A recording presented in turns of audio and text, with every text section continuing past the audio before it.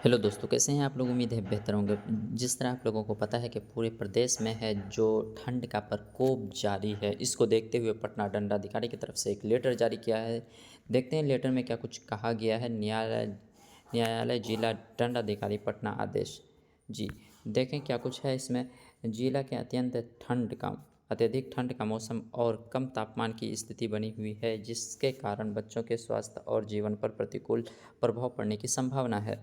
अतः इस कार्यालय के आदेश ज्ञापांक संख्या 10 दिनांक 1/1/2025 से के क्रम में मैं डॉक्टर चंद्रशेखर सिंह, जिला दंडाधिकारी पटना, भारतीय नागरिक सुरक्षा संहिता 2023 की धारा 163 के तहत पटना जिला के सभी निजी सरकारी विद्यालय, प्री स्कूल, आंगनबाड़ी केंद्रों सहित में वर्ग 8 तक के शैक्षणिक गतिविधियों पर दिनांक 11/1/2025 तक प्रतिबंध लगाता हूँ।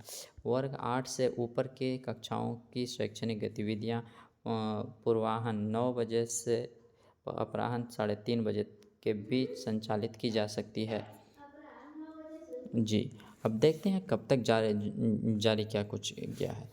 ये तो जारी किया गया है, उसके जो है कब से लागू है ये आदेश दिनांक 6/1/2025 से दिनांक 11/1/2025 तक पटना ज़िला में ये प्रभावी रहेगा।